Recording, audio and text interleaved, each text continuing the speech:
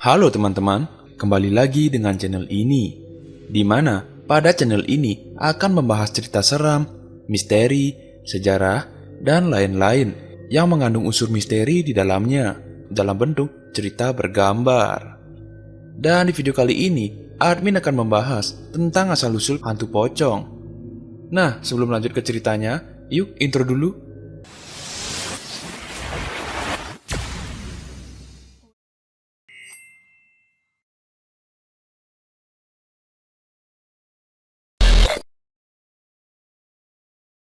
Siapa sih yang tidak asing lagi dengan hantu pocong? Iya, di antara kalian pasti sudah kenal dengan hantu pocong. Dan ada juga di antara kalian, sengaja maupun tidak sengaja, pernah melihat makhluk ini. Lalu hantu pocong ini memiliki asal-usul, bukan hanya manusia saja ya. Hantu pocong ini sangat terkenal di Indonesia, bahkan sudah sampai dibuatkan filmnya. Pocong juga memiliki ciri khas fisik yang dibungkus kain kafan seperti guling. Akan tetapi, banyak orang yang memiliki pandangan bahwa pocong ini berasal dari orang yang telah mati. Dan katanya, pada saat dibumikan atau dikubur, kain kafan dari mayat tersebut tidak dibuka, sehingga arwah si mayat bergentayangan untuk meminta tolong dibukakan tali pocongnya. Wujud pocong sendiri memiliki wajah gosong dengan mata merah yang menyala. Lalu ada pun versi lain yang menyatakan bahwa pocong ini berwajah rata dan memiliki lubang mata berongga atau tertutup kapas dengan wajah putih pucat. Pada dasarnya, di film-film, pocong sering digambarkan bergerak melompat-lompat. Mitos tentang pocong malah menyatakan bahwa pocong ini bergerak dengan melayang-layang. Hal ini bisa dimaklumi sebab di film-film pemeran pocong tidak bisa menggerakkan kakinya sehingga berjalannya harus melompat-lompat. Keadaan inilah yang menimbulkan suatu pernyataan yang biasa dipakai untuk membedakan pocong asli maupun pocong palsu di masyarakat. Dan penampakan pocong ini bisa dibilang berawal dari asap yang muncul tepat di tengah pusar kuburannya. Lalu asap itu akan menjadi makhluk kecil yang melompat-lompat dari tengah kuburannya ke arah kakinya. Kemudian dia melompat lagi ke arah kepalanya. Kali ini menjadi makhluk yang sedang seperti bayi besar. Selanjutnya, ia akan melompat ke sisi di sebelah baratnya. Lalu sempurnalah wujud pocong tersebut. Kemudian, pocong akan berkeliling kuburannya sebanyak 1 kali. Meski kondisi kaki dalam terikat, namun pocong ini masih bisa berjalan dengan kaki terikat. Setelah menjadi sosok pocong yang sempurna, ia akan terbang melayang-layang untuk menakuti manusia. Jadi sebenarnya pocong ini merupakan perwujudan makhluk halus dan dipastikan bukan berasal dari arwah orang yang sudah meninggal.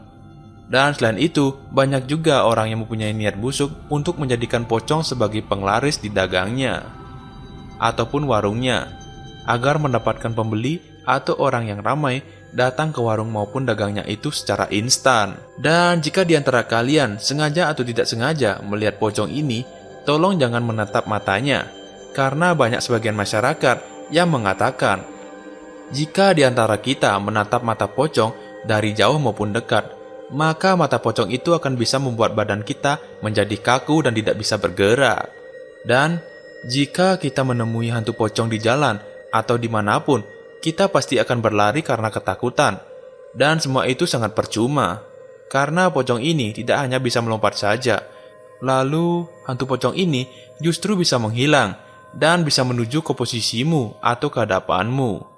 Dan selain itu, pocong juga tidak akan meneror orang jika sedang berada di keramaian.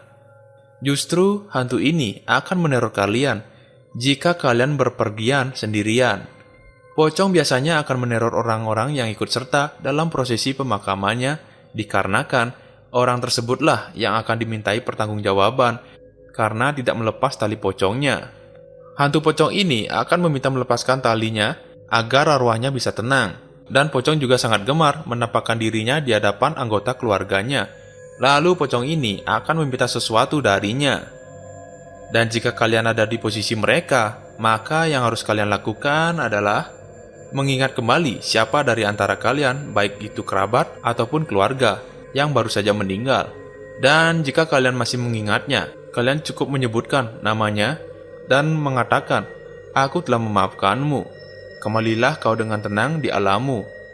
Namun, semua itu jika tidak berhasil, kalian bisa mengucapkan kata-kata suci menurut agama dan kepercayaan kalian masing-masing, agar kalian terhindar dari teror pocong.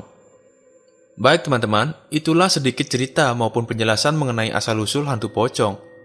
Dan jika di antara kalian mempunyai pandangan lain dari asal-usul hantu pocong, tulis di kolom komentar ya. Dan jika ada salah kata dari pengucapan maupun penyampaian dari video ini, admin mohon maaf. Semuanya admin serahkan ke kalian, dan sumbernya admin dapatkan dari artikel di internet. Lalu jika kalian suka dengan video-video di channel ini, silahkan subscribe ya. Dan nyalakan loncengnya, agar kalian tidak ketinggalan video baru dari channel ini. Sekian dan terima kasih.